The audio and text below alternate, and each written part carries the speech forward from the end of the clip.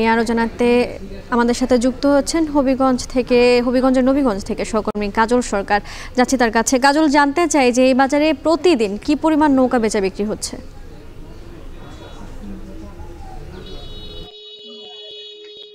বন্যা আসলে এই যে হাওর অঞ্চলীয় মানুষের বর্ষা মৌসুমে পানিবন্দী জীবনে এই ছোট একটি নৌকা আসলে এই মানুষগুলোর প্রধান একটি বস্তুতে পরিণত হয় এবং প্রয়োজনীয় বস্তুতে পরিণত হয়।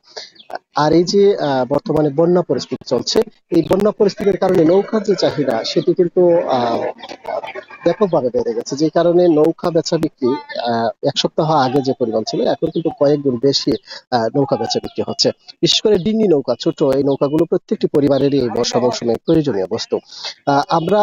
আমি এখন আছি দাঁড়িয়ে নবীগঞ্জ উপজেলার যে একেবারে প্রাণকেন্দ্রে একটি নৌকার হাট, সেই হাটের মধ্যে। শুধু এই নবীগঞ্জ উপজেলায় নয়, একই সাথে হাওর অঞ্চলীয় যে ৪-৫টি উপজেলা রয়েছে, বিশেষ করে বাহুবল, নবীগঞ্জ, আজমেরীগঞ্জ, পানিয়াচং এবং লাখাই, এই উপজেলাগুলোতে কিন্তু ব্যাপকভাবে এখন নৌকা বেচা বিক্রি হচ্ছে। আমরা বিক্রেতাদের সঙ্গে কথা বলছিলাম, তারা যেটি বলছেন যে আহ, নৌকা দ্বিগুণের চেয়ে বেশি আসলে বেচা বিক্রি হচ্ছে। এবং শুধুমাত্র যে এই হবিগঞ্জের হাওর অঞ্চলীয় মানুষগুলো নৌকা কিনছে তা নয়, বন্যার কারণে কিন্তু যাদের এই নৌকার খুব বেশি প্রয়োজন নেই তারাও কিন্তু নৌকা কিনছেন। একই সাথে সিলেট, সুনামগঞ্জ, ওই এলাকাগুলো থেকে পাইকাররা হবিগঞ্জে আসছেন এবং এখান থেকে নৌকা কিনে নিয়ে যাচ্ছেন।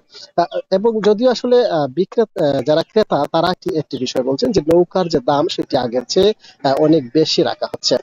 তবে ক্রেতাদের এই অভিযোগের ভিত্তিতে বিক্রেতারা যেটি বলছেন যে তাদের যে উপকরণ, একদিকে আসলে নৌকার মোটামুটি একটা সংকটও তৈরি হয়েছে, যেহেতু সুনামগঞ্জ এবং সিলেট থেকেও নৌকা কিনতে এই হবিগঞ্জে আসছেন পাইকাররা।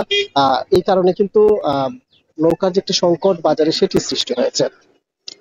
অন্যদিকে নৌকা তৈরির যে প্রধান উপকরণ কাঠ, লোহা এবং শ্রমিক, সবকিছুর আসলে দাম বেড়েছে। যেমন কাঠের দাম বেড়েছে, লোহার দাম বেড়েছে, শ্রমিকের যে মজুরি আগে 500 টাকা ছিল এবং এখন 700, 800 এমনকি 1000 টাকাও আসলে দিতে হচ্ছে। এই যে আহ, উৎপাদন খরচ বেড়ে গেছে, যেই কারণে আসলে নৌকার দাম বৃদ্ধি।